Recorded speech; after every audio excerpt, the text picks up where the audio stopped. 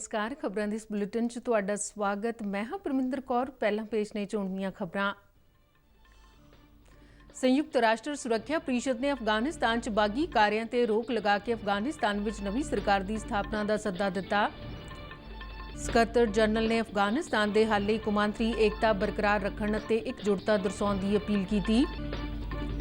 तालिबान ने भी मौजूदा संस्थावां नाल मिल के काम करन संबंधी बयान जारी कीता।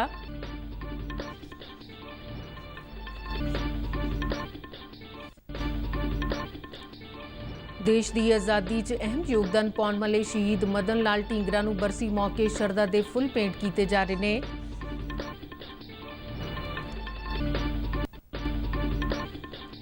प्रधानमंत्री Narendra Modi Tokyo 2020 para Olympics खेडां विच हिस्सा लैण वाले भारती पैरा खिडारियां ਅਤੇ उन्हां दे परिवारक मैंबरां नाल वीडियो कानफ्रेंस राहीं गलबात करनगे। जलंधर तो बैडमिंटन की पैरा ओलंपिक खिडारन पलक कोहली ਅਤੇ ਉਸਦੇ परिवारक मैंबर भी इस कानफ्रेंस च प्रधानमंत्री नाल जुड़नगे।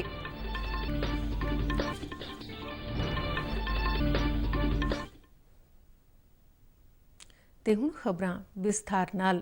ਸੰਯੁਕਤ ਰਾਸ਼ਟਰ ਸੁਰੱਖਿਆ ਪ੍ਰੀਸ਼ਦ ਨੇ ਅਫਗਾਨਿਸਤਾਨ 'ਚ ਸਾਰੇ ਬਾਗੀ ਕਾਰਿਆਂ ਨੂੰ ਰੋਕ ਕੇ ਅਫਗਾਨਿਸਤਾਨ ਵਿੱਚ ਇੱਕ ਨਵੀਂ ਸਰਕਾਰ ਦੀ ਸਥਾਪਨਾ ਦਾ ਸੱਦਾ ਦਿੱਤਾ ਹੈ, ਜਿਹੜੀ ਇਕਜੁੱਟਤਾ ਨਾਲ ਸਮੁੱਚੇ ਸਮਾਜ ਦੀ ਨੁਮਾਇੰਦਗੀ ਕਰ ਸਕੇ। ਸੁਰੱਖਿਆ ਪ੍ਰੀਸ਼ਦ ਨੇ ਅਫਗਾਨਿਸਤਾਨ 'ਚ ਕੌਮਾਂਤਰੀ ਮਨੁੱਖੀ ਅਧਿਕਾਰ ਕਾਨੂੰਨਾਂ ਦੀ ਗੰਭੀਰ ਉਲੰਘਣਾ ਤੇ ਵੀ ਡੂੰਘੀ ਚਿੰਤਾ ਪ੍ਰਗਟ ਕੀਤੀ ਹੈ। ਸੁਰੱਖਿਆ ਕੌਂਸਲ ਵੱਲੋਂ ਜਾਰੀ ਇੱਕ ਬਿਆਨ ਵਿੱਚ ਆਖਿਆ ਗਿਆ ਕਿ ਅਫਗਾਨਿਸਤਾਨ ਵਿੱਚ ਫੌਰੀ ਤੌਰ ਤੇ ਹਿੰਸਾ ਦਾ ਅੰਤ ਹੋਵੇ ਅਤੇ ਸੁਰੱਖਿਆ, ਸਿਵਲ ਅਤੇ ਸੰਵਿਧਾਨਿਕ ਵਿਵਸਥਾ ਦੀ ਬਹਾਲੀ ਦਾ ਸੱਦਾ ਦਿੱਤਾ ਹੈ। ਇਹ ਬਿਆਨ ਉਦੋਂ ਆਇਆ ਜਦੋਂ ਸੰਯੁਕਤ ਰਾਸ਼ਟਰ ਸੁਰੱਖਿਆ ਕੌਂਸਲ ਦੀ ਕੱਲ੍ਹ ਭਾਰਤ ਦੀ ਪ੍ਰਧਾਨਗੀ ਹੇਠ ਅਫਗਾਨਿਸਤਾਨ ਬਾਰੇ ਬੈਠਕ ਹੋਈ ਸੀ। ਇਹ ਮੀਟਿੰਗ ਕਾਬੁਲ ਦੇ ਤਾਲਿਬਾਨਾਂ ਦੇ ਹੱਥਾਂ ਵਿੱਚ ਆਉਣ ਤੋਂ ਇੱਕ ਦਿਨ ਬਾਅਦ ਹੋਈ ਹੈ। ਮੀਟਿੰਗ ਦੌਰਾਨ ਮੈਂਬਰ ਦੇਸ਼ਾਂ ਨੇ ਅਫਗਾਨਿਸਤਾਨ ਵਿੱਚ ਅੱਤਵਾਦ ਨਾਲ ਨਜਿੱਠਣ ਦੀ ਲੋੜ ਤੇ ਜ਼ੋਰ ਦਿੱਤਾ ਤੇ ਯਕੀਨੀ ਬਣਾਉਣ ਲਈ ਕਿਹਾ ਕਿ ਅਫਗਾਨਿਸਤਾਨ ਦੀ ਧਰਤੀ ਦੀ ਵਰਤੋਂ ਕਿਸੇ ਦੇਸ਼ ਨੂੰ ਧਮਕੀ ਦੇਣ ਜਾਂ ਹਮਲਾ ਕਰਨ ਲਈ ਨਹੀਂ ਕੀਤੀ ਜਾਣੀ ਚਾਹੀਦੀ। ਅਫਗਾਨਿਸਤਾਨ ਵਿੱਚ ਸੰਯੁਕਤ ਰਾਸ਼ਟਰ ਦੇ ਸਹਾਇਤਾ ਮਿਸ਼ਨ ਦੇ ਕੰਮ ਲਈ ਆਪਣੇ ਸਮਰਥਨ ਨੂੰ ਦੁਹਰਾਉਂਦਿਆਂ ਮੈਂਬਰ ਦੇਸ਼ਾਂ ਨੇ ਸੰਯੁਕਤ ਰਾਸ਼ਟਰ ਦੇ ਕਰਮਚਾਰੀਆਂ ਦੀ ਸੁਰੱਖਿਆ ਤੇ ਸਫਾਰਤੀ ਅਮਲੇ ਨੂੰ ਕੰਮ ਕਰ ਲਈ ਸੁਖਾਵਾਂ ਮਾਹੌਲ ਦੇਣ ਦੀ ਮਹੱਤਤਾ ਤੇ ਵੀ ਜ਼ੋਰ ਦਿੱਤਾ ਹੈ। ਮੀਟਿੰਗ ਦੌਰਾਨ ਬੋਲਦਿਆਂ ਸੰਯੁਕਤ ਰਾਸ਼ਟਰ ਦੇ ਸਕੱਤਰ ਜਨਰਲ ਐਂਟੋਨੀਓ ਗੁਤਰੇਸ ਨੇ ਅਫਗਾਨਿਸਤਾਨ ਦੇ ਹੱਲ ਲਈ ਕੌਮਾਂਤਰੀ ਏਕਤਾ ਬਰਕਰਾਰ ਰੱਖਣ ਦੀ ਮੰਗ ਕੀਤੀ। ਉਨ੍ਹਾਂ ਕੌਂਸਲ ਦੇ ਮੈਂਬਰਾਂ ਨੂੰ ਅਪੀਲ ਕੀਤੀ ਹੈ ਕਿ ਉਹ ਇਕਜੁੱਟ ਹੋ ਕੇ ਖੜੇ ਹੋਣ ਤੇ ਯਕੀਨੀ ਬਣਾਉਣ ਕਿ ਮਨੁੱਖੀ ਅਧਿਕਾਰਾਂ ਨੂੰ ਬਰਕਰਾਰ ਰੱਖਿਆ ਜਾਵੇ, ਮਾਨਵਵਾਦੀ ਸਹਾਇਤਾ ਜਾਰੀ ਰਹੇ ਤੇ ਇਹ ਦੇਸ਼ ਮੁੜ ਅੱਤਵਾਦ ਦਾ ਮੰਚ ਨਾ ਬਣੇ। ਸੰਯੁਕਤ ਰਾਸ਼ਟਰ 'ਚ ਅਫਗਾਨਿਸਤਾਨ ਦੇ ਨੁਮਾਇੰਦੇ ਗੁਲਾਮ ਇਸ਼ਾਕ ਜਈ ਨੇ ਕੌਮਾਂਤਰੀ ਭਾਈਚਾਰੇ ਨੂੰ ਅਪੀਲ ਕੀਤੀ ਹੈ ਕਿ ਉਹ ਅਫਗਾਨਿਸਤਾਨ ਨੂੰ ਘਰੇਲੂ ਯੁੱਧ ਵਿੱਚ ਨਾ ਉਤਰਨ ਦੇਵੇ, ਕਿਉਂ ਜੋ ਕਾਬੁਲ 'ਚ ਹਿੰਸਾ ਤੇ ਟਾਰਗੇਟ ਕਿਲਿੰਗ ਤੇਜ਼ੀ ਨਾਲ ਫੈਲ ਰਹੀ ਹੈ। ਉਨ੍ਹਾਂ ਵੱਖ-ਵੱਖ ਦੇਸ਼ਾਂ ਨੂੰ ਵੀ ਅਪੀਲ ਕੀਤੀ ਹੈ ਕਿ ਉਹ ਦੇਸ਼ 'ਚ ਛੱਡ ਭੱਜ ਰਹੇ ਅਫਗਾਨੀਆਂ ਨੂੰ ਆਪੋ ਆਪਣੇ ਦੇਸ਼ਾਂ ਵਿੱਚ ਪਨਾਹ ਦੇਣ। ਇੱਧਰ ਸੰਯੁਕਤ ਰਾਸ਼ਟਰ 'ਚ ਭਾਰਤ ਦੇ ਸਥਾਈ ਨੁਮਾਇੰਦੇ TS ਤ੍ਰਿਮੂਰਤੀ ਨੇ ਕਿਹਾ ਕਿ ਅਫਗਾਨਿਸਤਾਨ ਦੇ ਗੁਆਂਢੀ ਅਤੇ ਦੋਸਤ ਦੇ ਰੂਪ 'ਚ ਭਾਰਤ ਦੀ ਸਥਿਤੀ ਬੇਹੱਦ ਚਿੰਤਾਜਨਕ ਬਣੀ ਹੋਈ ਹੈ। ਉਨ੍ਹਾਂ ਆਸ ਪ੍ਰਗਟਾਈ ਹੈ ਕਿ ਸਥਿਤੀ ਛੇਤੀ ਹੀ ਸਥਿਰ ਹੋ ਜਾਵੇਗੀ। ਕੱਲ੍ਹ ਦੇਰ ਰਾਤ ਤਾਲਿਬਾਨ ਵੱਲੋਂ ਜਾਰੀ ਇੱਕ ਬਿਆਨ ਵਿੱਚ ਆਖਿਆ ਗਿਆ ਕਿ ਉਹ ਮੌਜੂਦਾ ਸੰਸਥਾਵਾਂ ਦੇ ਨਾਲ ਕੰਮ ਕਰਨਗੇ। ਬਿਆਨ 'ਚ ਕਿਹਾ ਗਿਆ ਕਿ ਇਹ ਮਹੱਤਵਪੂਰਨ ਹੈ ਕਿ ਸਰਕਾਰੀ ਮੁਲਾਜ਼ਮਾਂ ਤੇ ਨੌਕਰਸ਼ਾਹਾਂ ਦੀਆਂ ਤਨਖਾਹਾਂ ਦਾ ਭੁਗਤਾਨ ਜਾਰੀ ਰੱਖਿਆ ਜਾਵੇ, ਬੁਨਿਆਦੀ ਢਾਂਚੇ ਦੀ ਉਸਾਰੀ ਦਾ ਕੰਮ ਚੱਲਦਾ ਰਹੇ, ਹਵਾਈ ਅੱਡੇ ਤੇ ਆਵਾਜਾਈ ਦੇ ਹੋਰ ਸਾਧਨ ਬੇਰੋਕ ਟੋਕ ਕੰਮ ਕਰਦੇ ਰਹਿਣ। ਇਸ ਤੋਂ ਇਲਾਵਾ ਸਿਹਤ ਅਤੇ ਸਿੱਖਿਆ ਸੇਵਾਵਾਂ ਵੀ ਜਾਰੀ ਰਹਿਣ।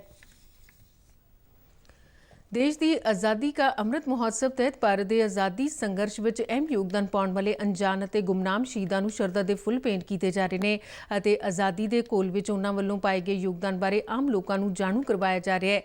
अजे ही एक शहीद मदन लाल ढींगरा की अज बरसी है। पेश है देश की आज़ादी के संघर्ष में उन्होंने वालों पाए गए अहम योगदान, जीवन और संघर्ष तो जाणू करवाने की एक विशेष रिपोर्ट। आज़ादी ਦੇ ਲਈ ਭਾਰਤ ਦਾ ਸ਼ਾਨਦਾਰ ਸੰਘਰਸ਼ ਆਧੁਨਿਕ ਵਿਸ਼ਵ ਦੇ ਮਹਾਨਤਮ ਸੰਘਰਸ਼ਾਂ ਚੋਂ ਇੱਕ ਹੈ ਤੇ ਅਜਿਹੇ ਹੀ ਸੰਘਰਸ਼ਸ਼ੀਲ ਤੇ ਕ੍ਰਾਂਤੀਕਾਰੀ ਨੌਜਵਾਨ ਸਨ ਮਦਨ ਲਾਲ ਢੀਂਗਰਾ। ਮਦਨ ਲਾਲ ਢੀਂਗਰਾ ਦਾ ਜਨਮ 18 ਸਤੰਬਰ 1883 ਨੂੰ ਪੰਜਾਬ ਦੇ ਅੰਮ੍ਰਿਤਸਰ ਵਿੱਚ ਹੋਇਆ ਸੀ।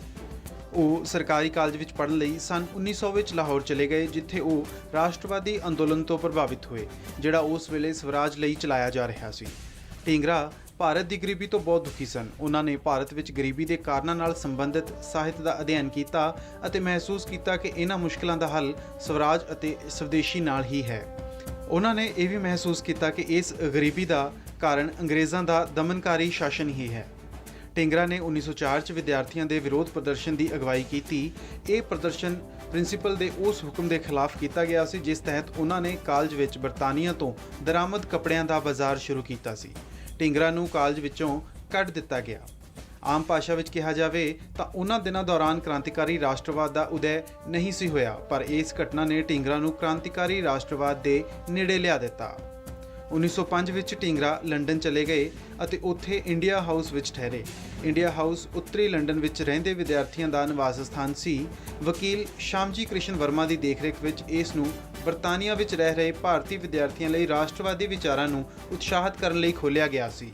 ਇੰਡੀਆ ਹਾਊਸ ਵਿੱਚ ਹੀ ਮਦਨ ਲਾਲ ਢੀਂਗਰਾ ਦੀ ਮੁਲਾਕਾਤ ਵੀਰ ਸਾਵਰਕਰ ਨਾਲ ਹੋਈ, ਜਿਹੜੇ ਉਸ ਵੇਲੇ ਇੰਡੀਆ ਹਾਊਸ ਦੇ ਪ੍ਰਬੰਧਕ ਸਨ। ਇਸ ਦੌਰਾਨ 8 ਜੂਨ 1909 ਨੂੰ ਵੀਰ ਸਾਵਰਕਰ ਦੇ ਵੱਡੇ ਭਰਾ ਬਾਬਾ ਰਾਵ ਗਣੇਸ਼ ਸਾਵਰਕਰ ਨੂੰ ਦੇਸ਼ ਨਿਕਾਲਾ ਦੇ ਦਿੱਤਾ ਗਿਆ। ਸਰਕਾਰੀ ਧਿਰ ਸਿਰਫ ਇਹ ਸਿੱਧ ਕਰ ਸਕਿਆ ਕਿ ਉਹਨਾਂ ਨੇ ਇਤਿਹਾਸਕ ਕਵਿਤਾਵਾਂ ਪ੍ਰਕਾਸ਼ਿਤ ਕੀਤੀਆਂ ਸਨ, ਜਿਸ ਨੂੰ ਰਾਜਧਰੋਹ ਮੰਨਿਆ ਗਿਆ। ਕਰਜ਼ਨ ਵਾਇਲੀ ਦੇ ਕਾਰਨ ਹੀ ਲੰਡਨ ਵਿੱਚ ਕ੍ਰਾਂਤੀਕਾਰੀ ਆਜ਼ਾਦੀ ਘੁਲਾਟੀਆਂ ਨੂੰ ਨਿਸ਼ਾਨਾ ਬਣਾਇਆ ਗਿਆ। ਸ਼ਾਮਜੀ ਕ੍ਰਿਸ਼ਨ ਵਰਮਾ ਦੇ ਜਨਰਲ ਦ ਇੰਡੀਅਨ ਸੋਸ਼ਲੋਜਿਸਟ ਨੇ ਵਾਇਲੀ ਨੂੰ ਭਾਰਤ ਦਾ ਪੁਰਾਣਾ ਬੇਰਹਿਮ ਦੁਸ਼ਮਣ ਕਿਹਾ, ਜਿਸ ਨੇ ਆਪਣੇ ਕੈਰੀਅਰ ਦੀ ਸ਼ੁਰੂਆਤ ਤੋਂ ਹੀ ਭਾਰਤੀ ਕਿਸਾਨਾਂ ਦੀਆਂ ਮੁਸ਼ਕਲਾਂ ਨੂੰ ਵਧਾਇਆ ਸੀ। ਕ੍ਰਾਂਤੀਕਾਰੀਆਂ ਵਿੱਚ ਗੁੱਸਾ ਇੰਨਾ ਜ਼ਿਆਦਾ ਸੀ ਕਿ ਉਹਨਾਂ ਨੇ ਢੀਂਗਰਾ ਨੂੰ ਸਿਖਰਲੇ ਕਦਮ ਪੁੱਟਣ ਲਈ ਮਜਬੂਰ ਕਰ ਦਿੱਤਾ। 1 ਜੁਲਾਈ 1909 ਨੂੰ ਢੀਂਗਰਾ ਇੱਕ ਰੈਲੀ ਵਿੱਚ ਸ਼ਾਮਲ ਹੋਏ, ਜਿਸ ਦਾ ਪ੍ਰਬੰਧ ਇੰਪੀਰੀਅਲ ਇੰਸਟੀਚਿਊਟ ਵਿੱਚ ਨੈਸ਼ਨਲ ਇੰਡੀਅਨ ਐਸੋਸੀਏਸ਼ਨ ਨੇ ਕੀਤਾ ਸੀ। ਇਸ ਬੈਠਕ ਵਿੱਚ ਬਰਤਾਨਵੀ ਅਧਿਕਾਰੀ ਵਿਲੀਅਮ ਹਟ ਕਰਜ਼ਨ ਵਾਇਲੀ ਵੀ ਮੌਜੂਦ ਸਨ।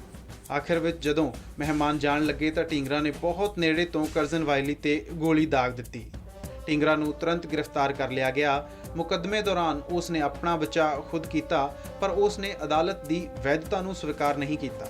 ਢੀਂਗਰਾ ਨੇ ਦਾਅਵਾ ਕੀਤਾ ਕਿ ਕਰਜ਼ਨ ਵਾਇਲੀ ਨੂੰ ਗੋਲੀ ਮਾਰਨਾ ਦੇਸ਼ ਭਗਤੀ ਦਾ ਕੰਮ ਸੀ ਅਤੇ ਇਹ ਭਾਰਤ ਵਿੱਚ ਬਰਤਾਨਵੀ ਸਰਕਾਰ ਵੱਲੋਂ ਭਾਰਤੀਆਂ ਦੀ ਗੈਰ ਮਨੁੱਖੀ ਹੱਤਿਆ ਦਾ ਬਦਲਾ ਸੀ। ਢੀਂਗਰਾ ਨੂੰ ਦੋਸ਼ੀ ਪਾਇਆ ਗਿਆ ਅਤੇ ਮੌਤ ਦੀ ਸਜ਼ਾ ਦਿੱਤੀ ਗਈ। ਉਹਨਾਂ ਨੂੰ 17 ਅਗਸਤ 1909 ਨੂੰ ਪੈਂਟਨਵਿਲੇ ਜੇਲ੍ਹ ਵਿੱਚ ਫਾਂਸੀ ਦੇ ਦਿੱਤੀ ਗਈ। ਨੌਜਵਾਨ ਮਦਨ ਲਾਲ ਢੀਂਗਰਾ ਦਾ ਸ਼ੁਰੂਆਤੀ ਜੀਵਨ ਆਰਾਮ ਅਤੇ ਸੁੱਖ ਸੁਵਿਧਾਵਾਂ ਨਾਲ ਬੀਤਿਆ। ਉਹਨਾਂ ਦੀ ਅੰਗਰੇਜ਼ੀ ਸਿੱਖਿਆ ਦੇ ਕਾਰਨ ਅਜਿਹਾ ਸੰਭਵ ਹੋ ਸਕਿਆ, ਪਰ ਹੋਣੀ ਨੂੰ ਕੁਝ ਹੋਰ ਹੀ ਮਨਜ਼ੂਰ ਸੀ। ਉਹਨਾਂ ਨੇ ਆਪਣੇ ਦੇਸ਼ ਵਾਸੀਆਂ ਨਾਲ ਹੋਈ ਬੇਇਨਸਾਫੀ ਦਾ ਬਦਲਾ ਲੈਣ ਨੂੰ ਤਰਜੀਹ ਦਿੱਤੀ। ਉਹ ਬਹੁਤ ਚੰਗੀ ਤਰ੍ਹਾਂ ਨਾਲ ਜਾਣਦੇ ਸਨ ਕਿ ਬਦਲੇ ਦੀ ਭਾਵਨਾ ਨਾਲ ਉਹਨਾਂ ਦੇ ਲਈ ਕਈ ਮੁਸੀਬਤਾਂ ਪੈਦਾ ਹੋਣਗੀਆਂ, ਪਰ ਉਹਨਾਂ ਨੇ ਆਪਣੀ ਰਾਹ ਨਹੀਂ ਬਦਲੀ। ਅਜਿਹੇ ਪੱਕੇ ਇਰਾਦੇ ਵਾਲੇ ਸਨ ਨੌਜਵਾਨ ਢੀਂਗਰਾ। ਅੰਮ੍ਰਿਤਸਰ ਤੋਂ ਮਨਿੰਦਰ ਮੋਂਗਾ ਨਾਲ ਮਨਦੀਪ ਰਜੌਰਾ, ਦੂਰਦਰਸ਼ਨ ਸਮਾਚਾਰ ਜਲੰਧਰ। ਪ੍ਰਧਾਨ ਮੰਤਰੀ ਨਰਿੰਦਰ ਮੋਦੀ ਅੱਜ ਵੀਡੀਓ ਕਾਨਫਰੰਸ ਰਾਹੀਂ ਟੋਕੀਓ 2020 ਪੈਰਾ ਓਲੰਪਿਕ ਖੇਡਾਂ 'ਚ ਹਿੱਸਾ ਲੈਣ ਵਾਲੇ ਭਾਰਤੀ ਪੈਰਾ ਐਥਲੀਟਾਂ ਅਤੇ ਉਹਨਾਂ ਦੇ ਪਰਿਵਾਰਕ ਮੈਂਬਰਾਂ ਨਾਲ ਗੱਲਬਾਤ ਕਰਨਗੇ। ਕੁੱਲ 9 ਮੁਕਾਬਲਿਆਂ ਦੇ 54 ਪੈਰਾ ਐਥਲੀਟ ਇਸ ਵਾਰ ਦੇਸ਼ ਦੀ ਨੁਮਾਇੰਦਗੀ ਕਰਨ ਲਈ ਟੋਕੀਓ ਗਏ ਨੇ। ਇਹ ਪੈਰਾ ਓਲੰਪਿਕ ਖੇਡਾਂ 'ਚ ਭਾਗ ਲੈਣ ਵਾਲਾ ਹੁਣ ਤੱਕ ਦਾ ਸਭ ਤੋਂ ਵੱਡਾ ਭਾਰਤੀ ਦਲ ਹੈ। ਪ੍ਰਧਾਨ ਮੰਤਰੀ ਦੀ ਇਸ ਵੀਡੀਓ ਕਾਨਫਰੰਸ ਦੌਰਾਨ ਕੇਂਦਰੀ ਖੇਡ ਮੰਤਰੀ ਵੀ ਮੌਜੂਦ ਹੋਣਗੇ। कौन कहता है कि आसमान में सुराख नहीं हो सकता, एक पत्थर तबीयत से उछालो यारो। ਪ੍ਰਸਿੱਧ ਕਵੀ ਦੁਸ਼ਯੰਤ ਕੁਮਾਰ ਦੀਆਂ ਇਹਨਾਂ ਸਤਰਾਂ ਨੂੰ ਜਲੰਧਰ ਦੇ ਇਸਲਾਮਗੰਜ ਦੀ ਵਸਨੀਕ ਪਲਕ ਕੋਹਲੀ ਨੇ ਆਪਣੀ ਕਮੀ ਨੂੰ ਕਾਬਲੀਅਤ ਵਿੱਚ ਬਦਲ ਕੇ ਪ੍ਰਤੱਖ ਕਰ ਦਿਖਾਇਆ। ਅਸੀਂ 19 ਵਰਿਆਂ ਦੀ ਪਲਕ ਕੋਹਲੀ ਦੀ ਗੱਲ ਕਰ ਰਹੇ ਹਾਂ। ਖੱਬਾ ਹੱਥ ਨਾ ਹੋਣ ਦੇ ਬਾਵਜੂਦ ਉਸਨੇ ਟੋਕੀਓ 'ਚ ਹੋਣ ਵਾਲੀਆਂ ਪੈਰਾ ਓਲੰਪਿਕ ਖੇਡਾਂ ਸਭ ਤੋਂ ਯੁਵਾ ਖਿਡਾਰੀ ਦੇ ਤੌਰ ਤੇ ਕੁਆਲੀਫਾਈ ਕੀਤਾ ਹੈ। ਇਹੋ ਨਹੀਂ, ਦੁਨੀਆ ਦੀ ਸਭ ਤੋਂ ਯੁਵਾ ਖਿਡਾਰੀ ਪਲਕ ਕੋਹਲੀ ਹੁਣ ਤੱਕ ਕੌਮੀ ਅਤੇ ਕੌਮਾਂਤਰੀ ਮੰਚ ਤੇ ਆਪਣਾ ਲੋਹਾ ਮਨਵਾ ਚੁੱਕੀ ਹੈ। ਅੱਜ ਪ੍ਰਧਾਨ ਮੰਤਰੀ ਨਰਿੰਦਰ ਮੋਦੀ ਨਾਲ ਵੀਡੀਓ ਕਾਨਫਰੰਸ ਰਾਹੀਂ ਪਲਕ ਕੋਹਲੀ ਦੇ ਨਾਲ-ਨਾਲ ਉਸਦੇ ਪਰਿਵਾਰਕ ਮੈਂਬਰ ਵੀ ਜੁੜਨਗੇ। ਪਲਕ ਕੋਹਲੀ ਦੇ ਪਿਤਾ ਮਹੇਸ਼ ਕੋਹਲੀ ਨੇ ਦੱਸਿਆ ਕਿ ਉਹਨਾਂ ਨੂੰ ਉਸ ਵੇਲੇ ਮਾਣ ਮਹਿਸੂਸ ਹੁੰਦਾ ਹੈ ਜਦ ਕੋਈ ਵਿਅਕਤੀ ਉਹਨਾਂ ਨੂੰ ਪਲਕ ਕੋਹਲੀ ਦੇ ਪਿਤਾ ਵਜੋਂ ਸੰਬੋਧਨ ਕਰਦਾ ਹੈ ਤੇ ਪਲਕ ਕੋਹਲੀ ਦੀ ਇੰਨੀ ਛੋਟੀ ਉਮਰ ਵਿੱਚ ਵੱਡੀ ਕਾਮਯਾਬੀ ਦੀ ਗੱਲ ਹੁੰਦੀ ਹੈ। ਜਿਹੜਾ ਕਿ ਬਹੁਤ ਲੱਕੀ ਆਪਣੇ ਆਪ ਨੂੰ ਮੰਨਦਾ ਹੈ ਕਿ ਉਹ ਇੰਨੀ ਛੋਟੀ ਏਜ ਦੇ ਵਿੱਚ ਐਡੇ ਵੱਡੇ ਈਵੈਂਟ ਦੇ ਵਿੱਚ ਜਾ ਰਹੀ ਹੈ, ਜਿਸ ਨਾਲ ਸਾਰਾ ਪਰਿਵਾਰ ਬਹੁਤ ਜ਼ਿਆਦਾ ਖੁਸ਼ੀਆਂ ਮਨਾ ਰਿਹਾ ਹੈ ਔਰ ਬਹੁਤ ਜ਼ਿਆਦਾ ਪ੍ਰਾਊਡ ਫੀਲ ਕਰਦੇ ਹਾਂ। ਖਾਸ ਕਰਕੇ ਇਹਦੇ ਦਾਦਾ ਜੀ ਦਿੱਲੀ ਵਾਲੇ ਵੱਡੇ ਭਾਈ ਸਾਹਿਬ ਮੇਰੇ ਬਹੁਤ ਜ਼ਿਆਦਾ ਹੈਪੀ ਹੈ ਔਰ ਬਹੁਤ ਹੀ ਅੱਛਾ ਲੱਗਦਾ ਹੈ ਕਿ ਜਿਸ ਟਾਈਮ ਸਾਡੇ ਘਰ ਕੋਈ ਇਹ ਆ ਕੇ ਕਹਿੰਦਾ ਹੈ ਕਿ ਪਲਕ ਕੋਹਲੀ ਨੇ ਤਾਂ ਬਹੁਤ ਹੀ ਛੋਟੀ ਏਜ ਦੇ ਵਿੱਚ ਬਹੁਤ ਜ਼ਿਆਦਾ। ਪਲਕ ਦੀ ਮਾਤਾ ਸਿੰਮੀ ਕੋਹਲੀ ਨੇ ਪਲਕ ਬਾਰੇ ਗੱਲ ਕਰਦਿਆਂ ਦੱਸਿਆ ਕਿ ਬਚਪਨ ਤੋਂ ਪਲਕ ਦੀ ਖੇਡਾਂ ਵਿੱਚ ਬਹੁਤ ਰੁਚੀ ਸੀ ਤੇ ਉਸਨੇ ਕਦੀ ਵੀ ਆਪਣੇ ਆਪ ਨੂੰ ਕਿਸੇ ਤੋਂ ਘੱਟ ਨਹੀਂ ਸਮਝਿਆ। ਸਿੰਮੀ ਕੋਹਲੀ ਕਹਿੰਦੇ ਨੇ ਕਿ ਪਲਕ ਕਿਸੇ ਵੀ ਕੰਮ ਲਈ ਕਦੀ ਵੀ ਕਿਸੇ ਤੇ ਨਿਰਭਰ ਨਹੀਂ ਰਹੀ। ਉਹਨਾਂ ਕਿਹਾ ਕਿ ਆਪਣੀ ਮਿਹਨਤ ਸਦਕਾ ਪਲਕ ਦੁਨੀਆ ਦੀ ਹਰ ਲੜਕੀ ਲਈ ਪ੍ਰੇਰਨਾ ਬਣ ਕੇ ਉਭਰੀ ਹੈ। ਉਹਨਾਂ ਪਲਕ ਨੂੰ ਲੰਮੀਆਂ ਉਚਾਈਆਂ ਤੱਕ ਪਹੁੰਚਾਉਣ ਲਈ ਪਲਕ ਦੇ ਕੋਚ ਗੌਰਵ ਖੰਨਾ ਦੇ ਅਹਿਮ ਯੋਗਦਾਨ ਦੀ ਸ਼ਲਾਘਾ ਕੀਤੀ। ਤੇ ਇਸ ਦੇ ਨਾਲ ਹੀ ਖਬਰਾਂ ਦਾ ਇਹ ਬੁਲੇਟਿਨ ਹੁਣ ਇੱਥੇ ਹੀ ਖਤਮ ਹੁੰਦਾ ਹੈ। ਨਮਸਕਾਰ।